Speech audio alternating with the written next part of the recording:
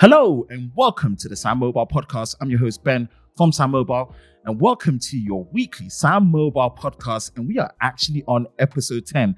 And this is the podcast that gives you all the latest news in the world of Samsung daily, pretty much wrapped up in a show where we give you our thoughts and opinion and keep you up to date in the world of Samsung. And my goodness, this one is going to be a very interesting episode. And we're going to be talking about what the title says, which is all to do with an alleged rumor where Qualcomm wants to buy ARM. Qualcomm wants to do what NVIDIA couldn't. By the looks of it, and we're going to talk about the rumors that come with that as well. And also Samsung display. We love talking about display, where they're going to be talking about the fastest OLED panel release for laptops. We're going to dive into that a lot more when it comes to 240Hz for OLED. And also possibly what we should be expecting in terms of the improvements, quality of life features for animations on One UI 5 with Android 13 coming up later. And as always, we do have a guest, a returning guest, which as always I say makes it more of a fun experience and less of a pain for me and less of a pain for you all as our audience. As I like to say, get your meal, get your popcorn, get your drink, sit back, relax. It is, as always, going to be a good show.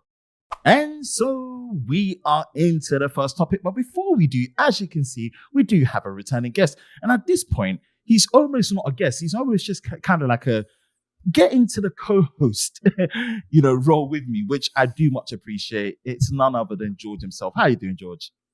I'm good. I was actually, I'm not sure if you know this, I've been in this call for the last 2 weeks. I've been waiting for you to come back, and you're here now, so it's fine. I was worried that you wouldn't, so it's okay. But I'm doing good, thanks. Yeah, I mean, for our viewers that don't realize, I'm actually not in the UK at the moment. It's I'm in Canada, which I'm grateful for. I haven't seen the family for 10 years, specifically mom and dad. So I'm grateful. And been here since the 28th of May on a Saturday. And, the first, I guess, maybe 10, 11 days has actually been a full-on vacation from Toronto, Calgary, 8-hour road trip, 16 hours in total, seeing different places, coming back, go-karting, so many different stuff, which obviously is not really meant for this podcast, but it's now transitioned more into a full-on vacation to a work vacation now. We got to get some work done. I do miss it, and we do miss you all as our audience. So yes, I am back, George. I'm not gone. I am back.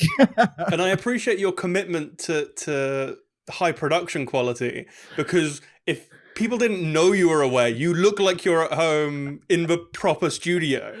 I damn well hope so, because my paranoia for wanting to make sure I replicate it as much as possible, it jars me. But I hope I've been able to get the sound and as well get the visuals in, because we know favorite platforms like YouTube for video with SamMobile TV, which we highly recommend you follow, subscribe, like, and turn the notifications. And even Spotify, for goodness sake, has got video now, which I really appreciate.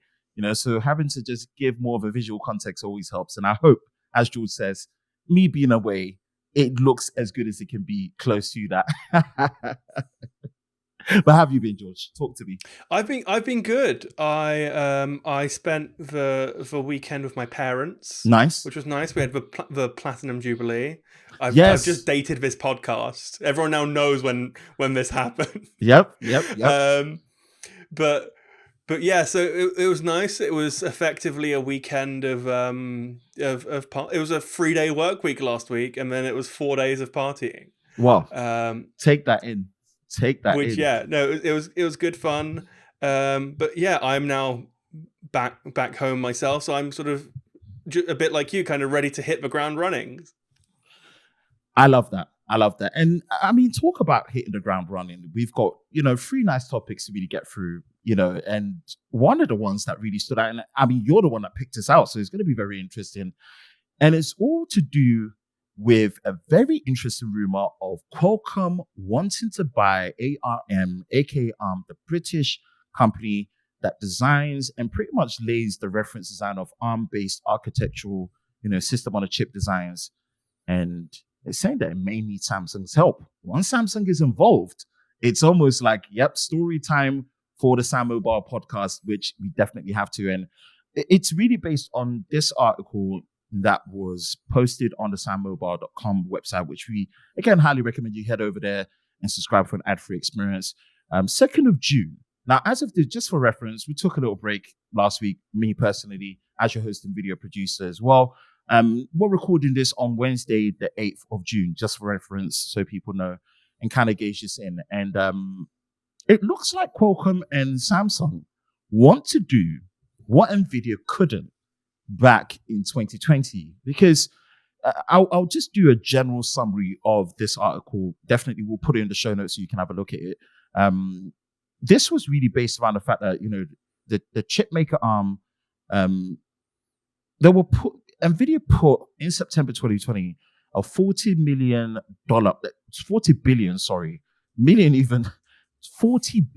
let's just put that in perspective. That's huge money, right? Now, the deal didn't go through because the regulators feeling that it would be anti-competitive. Qualcomm have now expressed having to,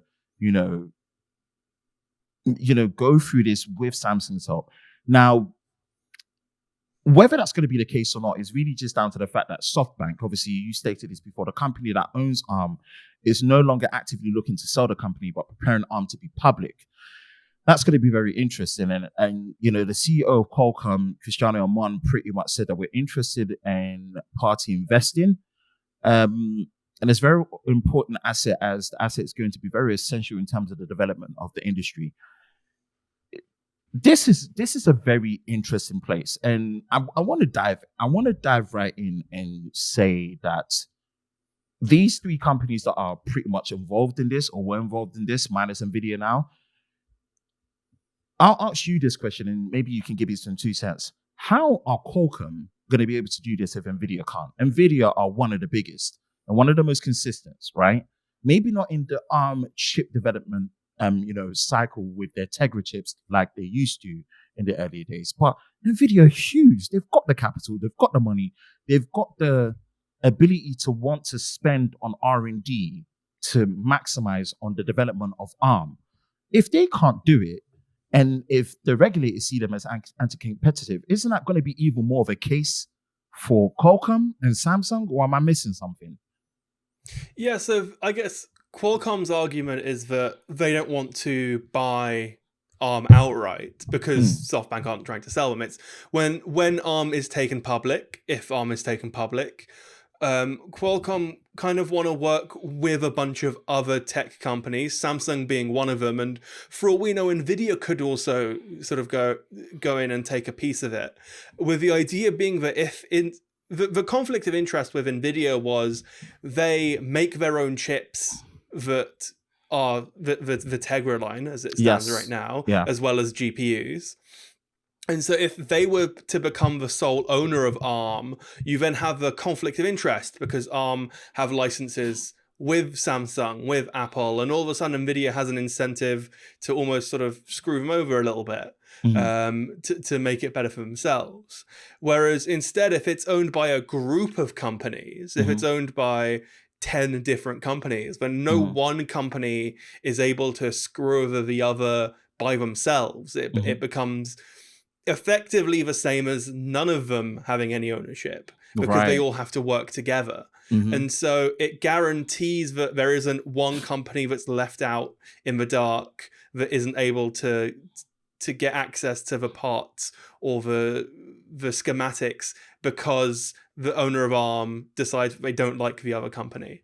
Okay, so it's almost like ordering a large pizza from Domino's and everyone getting a slice that way rather than one person. Exactly. I like to try and oversimplify it just to kind of see where that's coming from. So it's a share plate, if you want to put it that way. Because I look at this and I'm thinking, we've seen how ARM has transformed the mobile, the mobile platform in terms of just what mobile should be, and we've seen it with manufacturers like Apple now pushing it to the point where it's in what drives their desktop PCs, where, let's be honest, because of x86, there had been that stigma that it just couldn't be done. It couldn't be done based on what the purpose of ARM chips were on a low powered, low wattage, performance output, and also instruction sets as well, just how they behaved with instruction sets and the layers of how they disrupt the flow of how APIs should communicate from software to hardware to get that performance that you want, especially for the more brute force stuff like gaming and also like content creation, 3D rendering and all that stuff. But we've seen that turnaround. And that definitely, is something where I think companies are starting to see that this is the future. Whether we like it or not, this is the future. If you want to realize what the true idea of mobile computing should be, from an unplugged experience all the way through, this is it. I know that Qualcomm as well, apparently, I heard it recently somewhere that they might potentially have an exclusivity with Windows for ARM as well and the development of that. So do you think this could be the bridging gap for them to try and close the gap with what Apple are doing? Especially when it comes to how superior their 5G and their network LTE connectivity modems are. Do you think this could be the bridging gap for them that they want to just take to the next level to surpass them? Yeah, now I don't want to say that Qualcomm does have an exclusivity deal, but what I will say is that it is oddly suspicious that all ARM Windows devices run Qualcomm chips. Yep. I'm just going to leave that out there for anyone to interpret however they want. Yep. My understanding is if there was hypothetically a deal in place, that's due to run out sometime soon. So we'll see companies like MediaTek releasing ARM versions of Windows. And there is a version of Windows 11 that is specifically for ARM. There is Windows 11 on ARM. Yes. So moving into Windows 11, they've clearly sort of started gravitating in that direction. So it'll be interesting to see what comes out of that, because I know that MediaTek and the sort of the Dimensity line has been previously seen as sort of like a budget-friendly option. However, their desktop equivalent chips do seem to be genuinely powerful and very competitive. And the new project, I want to say it's called Project Volterra. The name has slipped my mind. It is, yeah. Project Volterra, which is Microsoft's answer to the sort of the M1 Mac Mini, in that it's an ARM sort of mini PC that's stackable for extra power. Microsoft are clearly leaning in heavily on this at this point. And so I think much like Qualcomm and Samsung, they all have some interest in taking a piece of that ARM pie. I like that, the ARM pie. Yeah, but we've gone full in on I do love that. But it makes sense because as great as SoftBank is in the sense that they're just kind of bankrolling ARM, they don't have the technical know-how. They're just kind of like, go do whatever ARM does. Yeah. Whereas if they've got people from Samsung, Qualcomm, Microsoft on the board who are driving ARM in the direction from a technological standpoint, we should hopefully see that not only is ARM sort of financially benefiting from going public, but also from an expertise point of view, they're making better devices. Here's another thing I'm going to add right now. What does this mean if this happens the way it does? Because obviously now it's being made to look. It's not being made to look. The approach now is public for ARM rather than private for ARM on a solely basis to one particular company to initiate anti-competitiveness, just because ARM's architectural reference-based design has literally been the backbone of the last decade and a half minimum. When I say decade and a half minimum, I'm talking about pre-first generation iPhone 2007 January announcement to release, right? And just how things accelerated on an exponential level from there. But we could actually put that down to actually 2 whole decades for the new millennium. It's been the backbone. So, I think regulators are right to want to protect it, and it being this way, with it going public and it being a shared, slice of that ARM pie as we're talking about, being a better approach. We look at Intel 12th Gen, and we can almost say that x86 is actually learning from the ARM architecture with Big Little, as we've known for years now, the different adaptation of the reference cores that we've got to right now, where you've got the performance cores and the efficiency cores, but they're x86. It's that almost, to me, it almost looks like if whatever materializes of Qualcomm wanting any form of, acquisition piece of ARM with Samsung's help, I just feel like that could finally be the extra push in seeing, I don't want to say the end of x86. x86, especially when it comes to things like server applications, probably still runs it very, very majority well. My personal opinion, I think this could be a very interesting transition, and we could see the pendulum swing even more to ARM side as the de facto kind of like, this is what we should really be building on from now on going forward, without the fight and maybe the stigma of it not being made for the high end. Do you share the same thoughts? Because I'm standing on that right now, and I want that to happen as much as possible personally. Yeah, I agree completely. I think the thing for me is x86, I think, will stick around in some form. Yeah, absolutely. And part of it is just because, like, I would compare it to something like Windows. Windows 11 gets a bit of flack because Microsoft kind of put in a bunch of artificial limitations in the sense that it had to be at least second-gen Ryzen and, blah, blah, blah, because of TPM reasoning the scheduler. and, TPM. all that jazz. However, technically speaking, you can run Windows 11 on like a 20-year-old CPU. And on top of that, you can then run an application that was designed for Windows 98. Mm-hmm. So you could theoretically run like 25-year-old software on a 20-year-old CPU using a 1-year-old operating system. Yeah. Which is insane. Yeah. And I think x86 will exist in that regard. And it's a bit like ARM versus x86 is almost like Windows versus Chrome OS. I have a Chromebook that I use and absolutely love. I have a Google Pixelbook. It is an incredible device that I love taking with me on the go.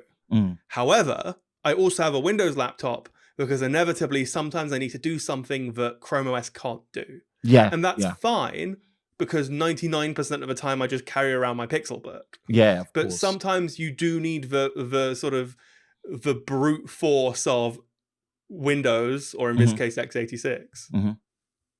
I'll say this. One thing that has been one major lacking feature with x86 in general, if we're looking at portable mobile computing, I want to focus on that a lot more because I think x86 still dominates that fixed space interconnectivity. I don't want to speak it from a performance perspective. We've discussed this before, that it's about, when you get to that level, it's about my input, output, and interconnectivity and interchangeability. That's the difference when it gets there, that x86 just offers on a level that goes beyond that closed kind of, knit performance benefit with efficiency. It's about that connectivity, right? Personally, when it comes to mobile computing, this to me is what needs to happen. What's lacking is true connectivity, LTE, 5G, and beyond, right? And literally just to wrap this one up, my idea of a really, truly mobile future is what's been lacking on x86 laptops specifically. If we talk about laptops, LTE, not having some form of LTE, even if it's with eSIM and not a SIM slot, having that.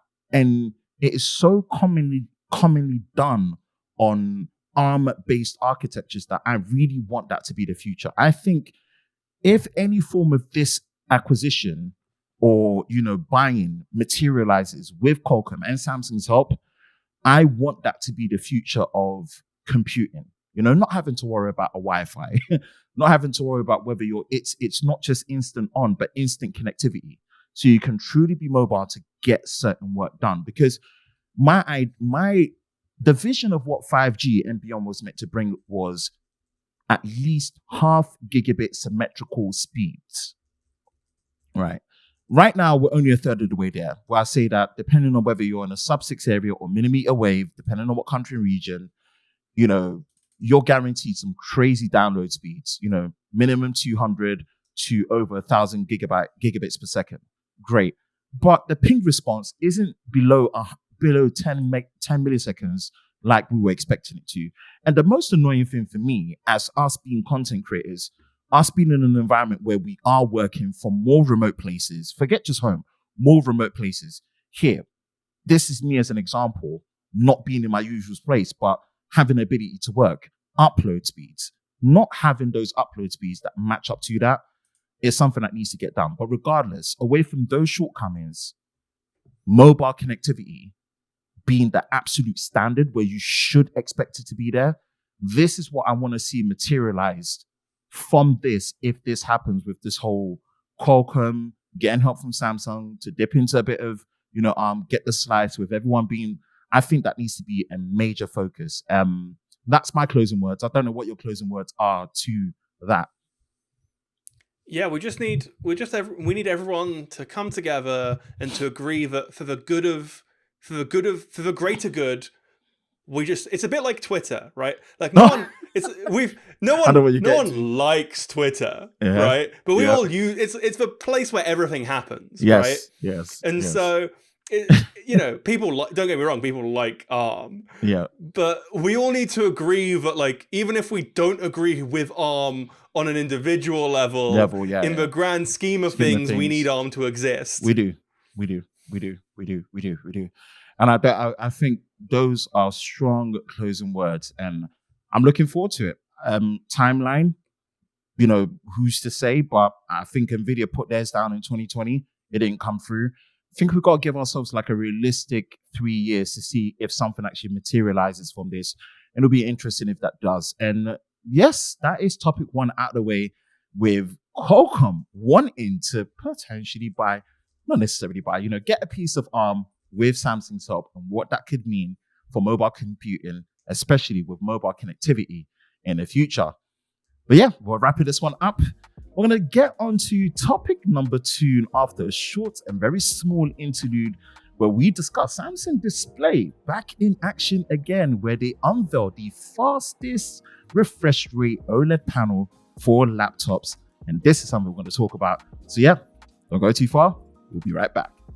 And we are back. And as we are back, you know that it is time for topic number 2, which diving straight in is Samsung Display. Samsung Display unveiling the world's fastest OLED panels for laptops, and specifically at 240 hertz. Oh gosh, that's going to hurt. 240 times.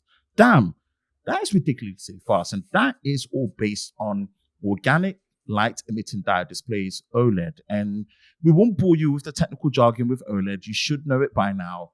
It's just an industry standard that is developed into so many things that we've talked about recently with QD OLED. But now we are on to laptop displays. And this is actually news that was posted yesterday on the 7th of June. And this is from the SamMobile website. And again, all will be in the show notes. And this is really just down to the fact that just summarizing so we can go into discussions, because discussions are a lot more fun. The world's first 240 hertz OLED panel for laptops. This is measured at 15.6 inches so far. The resolution is at QHD, and it offers, a 1:1 contrast ratios with a 0.2 milliseconds response time. And obviously it supports VESA Display HDR 600 certification, true blacks, wide color gamut, and obviously low light emissions. The OLED panel is already known for extremely fast response times, as we know, in combination with high refresh rate as well. Could be very immersive for gaming. The first laptop to be showcased of this is being debuted on the MSI Radar GE67HX. For anyone else that's probably interested in getting that, of course, which is meant to be a high-end Windows 11 gaming laptop with Intel's latest 12th gen Core i9 CPU and up to an NVIDIA GTX, I said GTX, wrong thing, correction, RTX 3080 Ti GPU and up to 240 watts thermal design power TDP with Dynamic Boost 2.0 and lots of ports and better cooling for this year's model. So this is great, where the vice president pretty much discussed this about The new 240 hertz refresh rate OLED panels exceeds the demands of, consumers have long been waiting for high refresh rate OLED panels and seeing obviously all the benefits of what they've gotten for high pixel refresh rates and response times from LCD, VA, and TN. Who mentions TNs nowadays? But on OLED. For the gaming industry on the go. I'm going to flip this over to you. When are we getting this for desktop? When are we getting this for the bigger panels? Right? It's coming. We talked about it with the G8, right? Yes. Which isn't quite OLED. It was QD OLED. But it's heading in that general direction. What I want to know, more importantly, is what are the battery life numbers on this poor laptop? Oh, yes. Yes, because the battery on that's going to last maybe 6 minutes if you're really pushing it. Because 12th gen Intel isn't exactly sipping on power. A 3080 plus, people consider OLEDs as like a battery sipping technology, which is true at lower brightnesses. Mm-hmm. However, when you crank brightness, it becomes like the second biggest power consumer on a device. Yep. And outside of like CPU, GPU. Mm-hmm. And so, it's HDR certified, HDR 600. So you're getting 600 nits of peak brightness in HDR, 240 hertz. No, man. That thing is going to be drawing power like there's no tomorrow. Absolutely. Here's what I'm looking at. Display HDR 600 is peak brightness 600 with HDR content. I think there's always a balance. I think there's always a balancing scale when you're looking at mobile. Battery capacity on mobile devices like laptops only go up to 99.9 watt hours, or let's just say 100 watt hours to be specific, right? Just because of obviously the regulations of it being mobile on, transport methods like planes. You're just going to have that, limitation to work with. There's that limitation. Then you look at the power envelope and features envelope. You have a scale there. Are you pushing more refresh rate at the sacrifice of brightness, or are you putting less refresh rate at the cost of being able to push more sustained brightness and more peak brightness for HDR content? Does that mean you sacrifice things like 4K UHD down to QHD or to 1080p? There's an envelope in terms of bandwidth as well, especially what the GPU supports, right? I'm worried about the display brightness. My goodness, QHD for 15.6 inches is perfect. Well, especially for Windows not being the best for scaling, if we're going to be absolutely honest, even though, funny enough, you have more options for Windows scaling, but it just doesn't behave well with third-party and native apps when it's scaled, right? So QHD at 15.6 inches on a laptop, great. Good balance. 240 hertz almost feels like they've kind of gone past 120 hertz to be a standard. Unless I'm wrong, please correct me. I don't remember much or many QHD OLED 120 hertz or 144 hertz laptops. It almost feels like they've kind of gone beyond what should have been a standard and perfected before getting to that level. Do you think so? I want to say off the top of my head that Razer makes 240 hertz QHD displays. For OLED? They don't make the displays, but they make laptops with displays in them. I'd have to double check that and the only reason I feel like that's a thing is because I'm fairly certain they do 120 hertz 4K displays. And they've always had like a variety of options. And I know for a fact that, again, I'm pretty sure it's Razer recently dropped like a 1080p 300 hertz laptop. So Razer have been the company that kind of have been pushing really quirky display tech for a while. I'm just looking on the Razer website currently, and they actually have their 14-inch Razer Blade has a QHD display that's actually 165 hertz. So that's not. So I'm looking at that's not OLED. That's just absolutely. Yeah. I'm looking at it more for OLED, where it almost seems like they've over jumped the gun in terms of, for specifically OLED. There wasn't. I don't remember many laptops or there being an announcement of it being at 100. Like, let's just say 120 hertz, 144 hertz, QHD OLED for laptops. So I'm like, oh, forget that. We are going from not having OLED at all to having OLED at 60 hertz, go straight to 240 hertz. I'm like, whoa, give us time to settle in and break in, which don't get me wrong. I'm not complaining. I'm just eager to see if them skipping that intermediary high refresh rate point that we've come so used to 120 hertz, 144 hertz, will there be quality control issues? Will there be sacrifices in standard brightness, benefits, compared to maybe mini LED technology from VA panels like what we discussed with the G8s and stuff? Not to say that it won't be great, but I'm just so eager to see how this performs. Especially the esports gamers that game on the go on their laptop, but want the fastest refresh rate, as well as obviously good response times, gray to gray, like what is promised usually with OLED, with what we're seeing. What's it really gonna be like? And was 240 hertz a bit too soon, too early? I think so. I'm gonna be very honest. I like to call it as it is. I think it seems I don't want to say too good to be true because it is an official announcement. We're going to see it in the laptop. It's going to be there. I'm just worried about quality control. And I think it probably would have been better if they kind of made a solid stamp at 144 hertz or even 165 hertz to match what we see with V8 and IPS panels in laptops, like what you're mentioning with Razer. What do you think? Yeah, it's definitely weird in the sense that there wasn't around a year ago, they had a 90 hertz laptop screen that was OLED. Yes. It's weird that in that year they've gone from 90 to 240. That's a big jump to make just out of the blue. Yeah. So yeah, the fact that it wasn't anything at all is a bit odd.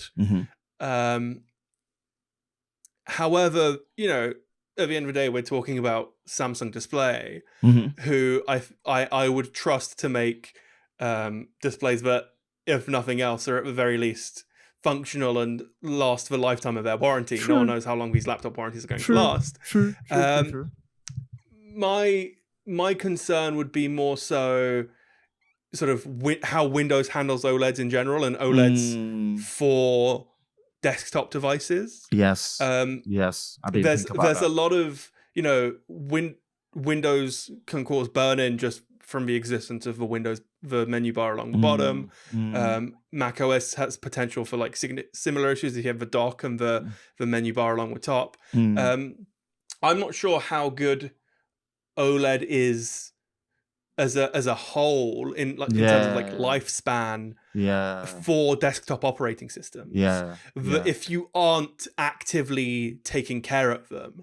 My dad has an LG laptop that has an OLED display, and there's a list of settings just for the display because it's an OLED. There's like a how vibrant do you want it, and if you like turn it up too high, it's like, listen, we know this looks good, but it's going to really ruin the lifespan of this display. And then it has an option where it crops in a little bit and jumps the pixels around. It's like a pixel shift in technology. And all of that stuff will work with the laptops because Samsung can kind of add in that software and it will come with the laptop when you sort of first install it and unbox it.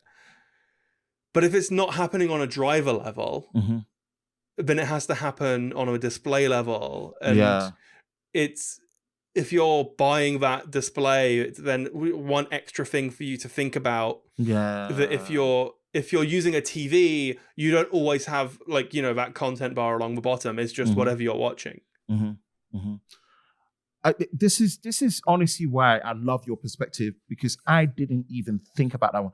It takes me back to, if we talk about the LG CX, you saw guys like Wendell from Level 1 Techs, Linus Tech Tips, just to reference them, they went through that with the LG CX or C10, and that was a major issue. That was a very, very major issue. It was a very prominent issue for, to correct term, image retention, right? It was a major thing. And I'm just thinking about that now, that is something that actually, as a whole, you just mentioned, needs, because it's still a laptop. And I don't know, everyone's priorities are different, but I feel like for laptops, priority for sustained brightness is a lot more important than you think, because they are things that you are meant to take into different situations, that lighting isn't always going to be controlled in favor of the display, right? And the display being like the central point of it being part of the integral build of a laptop where you can't just replace it.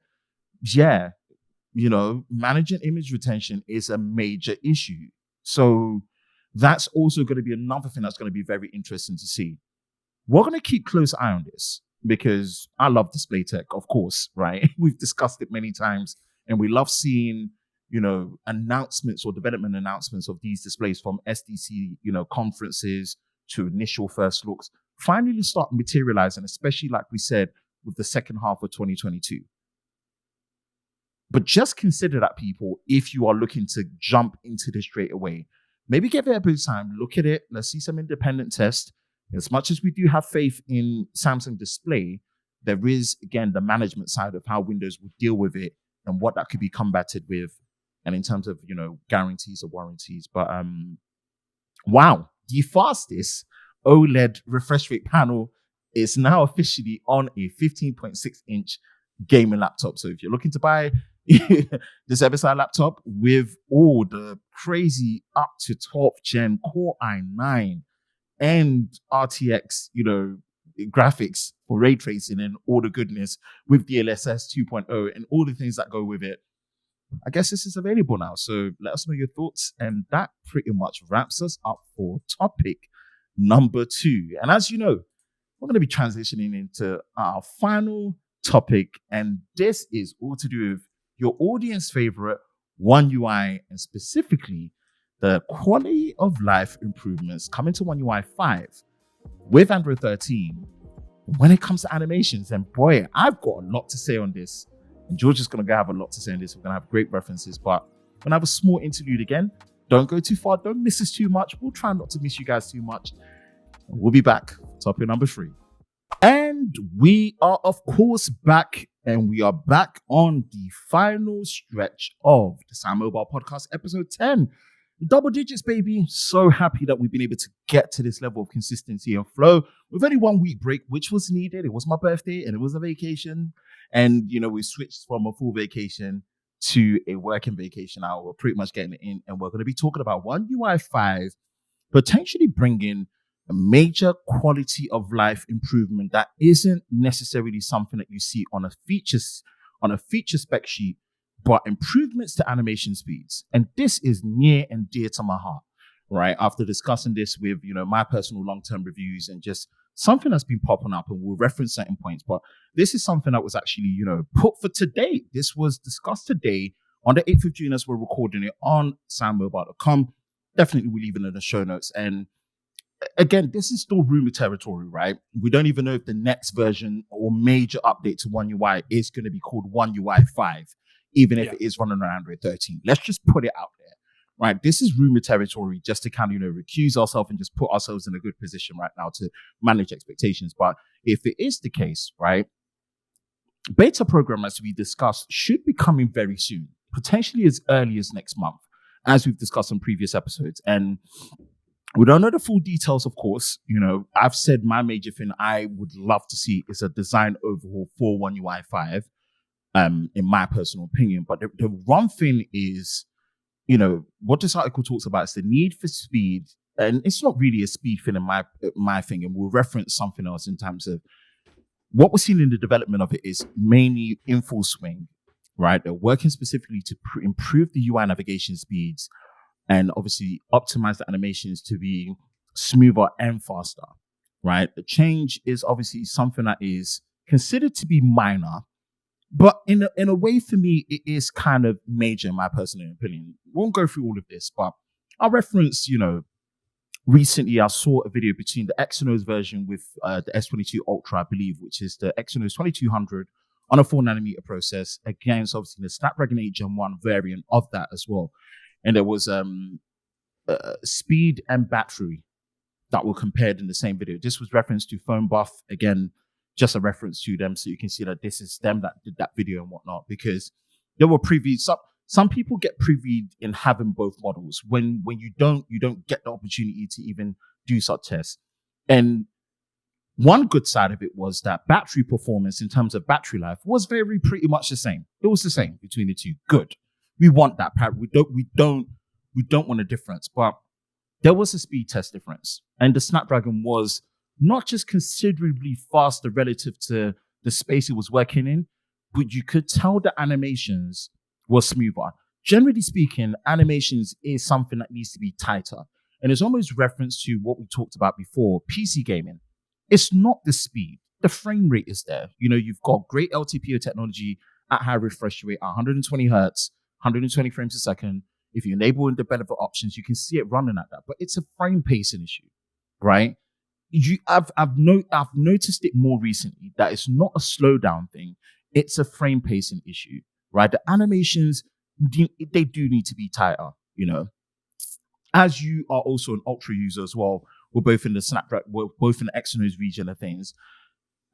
Is this something that you noticed without comparing it to a different device for yourself in your own isolated use case? For me, I'm in this weird space where like my last two daily devices have both been Samsungs. Mm-hmm. And over the Christmas period, I did actually use an iPhone 13 Pro Max. Okay. I used it for about a month just because it had been bought for my mum as an anniversary gift. Yeah. However, she was out of the country when it arrived. And so it was like, she's not going to use this for the next month until she comes back. So I might as well use it. Yeah. Right? Yeah. I'm not going to let it sit in a drawer collecting dust. I might as well use it. Exactly. And then we also happen to have like an Apple Watch lying around. So I hooked that up as well. And I was like, I'm going to engross myself in the Apple ecosystem and just see what it's like. Yep. And what's interesting is I remember, Apple was the last company to go to 120 hertz effectively. Yeah, effectively they were. And what was interesting was I remember the last iPhone before they made that jump, there being this really weird discussion over how even though the iPhone was only 60 hertz for display, because the animations were so smooth, mm-hmm. it felt roughly on par with 120 hertz screens in the sort of the general fluidity of just navigating the system. Yep. And I completely get that, having used the Pro Max, because it's one of those things that doesn't really matter in the sense that it doesn't prevent you from doing something. Yes. But it's an attention to detail thing. It's those little things that all add up to a pristine experience. There we go. Where you kind of go, oh yeah, I am using a very expensive, these aren't cheap phones. No. The S22 Ultra isn't cheap. And you'd think that if you're spending, 1,200 quid on a phone, you'd be able to close an app and have a smooth animation. And it's something that my previous phone was a Note 10 Plus 5G. So it's something that I think I've programmed my brain to not notice. And it was really funny is in that little gap we just had between segments, I went to I was replying to a text, I went to close an app and my bro went, oh, it dropped a frame during that animation. Yeah. And I've never once consciously noticed it before. But once you say it, your brain kind of goes, oh, wait a minute. It is doing that weird thing sometimes. It almost feels like Samsung need their own Project Butter. Shout out to Hugo Barra. At the time that he was working at Google, the old Google I/O days, and they announced Project Butter, an initiative on speed and smoothness, right? I just feel like Samsung needs their own now. Because at this point, at the mature level that smartphone OSs are at, especially for traditional solid-state, non-foldable flagship phones, you said the exact thing that summarizes everything that is needed about this, the attention to detail. It's minor. We know it's minor. It's not a speed thing. I need people to understand the difference. This is not saying the phone is slowing down. It is not, right? It's not a speed thing. It's a pacing thing. This is a very commonly known thing when it comes to gaming in general, especially when it comes to performance analysis. It's a performance analysis things where you can tell that, I'll reference Digital Foundry again because they're another guilty pleasure channel that I love watching. Again, they do a great job, and I'm just referencing them that go check it out and you understand that there are times when they actually prefer games that run at 30 frames a second because of consistent, correct frame pacing compared to games that have unlocked frame rates that hover around 50 to 60 hertz with incorrect frame pacing. Even games at 60 hertz that don't have correct divisibles of good frame pacing, it makes it very, very jarring for mission critical situations where you may not realize you may have inputted and there's a certain delay off and you die in a game. You're thinking maybe it's your skill set. No, it's actually a technical hindrance gap. And that's what we're talking about here. So it's not a performance thing. It's just that attention to detail, because at this point, there is nothing else that you can do. The new marketing of 200 megapixel sensors that can print life-size images of cats on billboards. Great. I love that. All good. But really, it just needs to get down to that. And I'm just saying for myself personally, without even comparing it to any other device. And again, my two daily drivers, as for a decent amount of time, has really been the S22 Ultra being the main and switching between the S22 Plus and S22. So there's no other reference to. So if I can notice it in its own bubble, then I really, really hope, amongst my personal request of a major design overhaul, let's get the animation speed sorted, please. I really hope, going by this article and what we're seeing, that as early as we'll be seeing the beta program potentially in July, that this is a quality of, and I would actually appreciate it if they did name it something. I wouldn't say Project Butter, because Project Butter is like its own thing, right? It's a legendary name. I still love the name of it. To confidently come on stage and own that, I love that about what Google did back in the Nexus days. But I feel like Samsung need to have their own name for that and just come up with and kind of just nip the whole thing in the bud. The shutter lag stigma, the animation stigma, that stigma of them where there's almost not that attention to detail that is dropping off, to really complete the full circle of what they are doing that is so great with long-term OS version support with 4 generations of Android and 5 years of security. That's my final word. I don't know if there's anything else that you want to add to it, but that's really just what's on my heart personally. Yeah, I think I'm optimistic. I think there's been a lot of, there's been, even from just, we've experienced this as Exynos users, and we've kind of discussed this at length at this point. But when the S22 line first came out, the software just really wasn't there. Yep. There were sort of constant issues. I'm hoping that, it's at a point where, like, fundamentally it works. Mm-hmm. There are no, like, glaring holes in One UI as it is right now, which is great. Yeah. However, I'm going to go out and be as bold as to say that's the bare minimum. Right? There you go. You don't get applause for technically working, right? And so they need to push ahead, and they need to go, well, actually, how do we optimize this experience? Because it's not like they don't have the power to do it. Yeah. But they don't have the excuse of, well, running animations at 120 hertz is actually quite difficult. Like, so what? You're running a flagship chip, and it's a flagship phone, and it's definitely possible. So just do it. Yep. It's as simple as that. Just do it. It's order of magnitude, right? The order of magnitude needs to be rediverted, and it needs to be on that, because I'll add this as another closing. Have you just not noticed that some other competitors, even forget Apple, within the Android space, I've had users say that for whatever reason, I use this manufacturer and it's lasted me for years, and it just feels as fast as it was day one.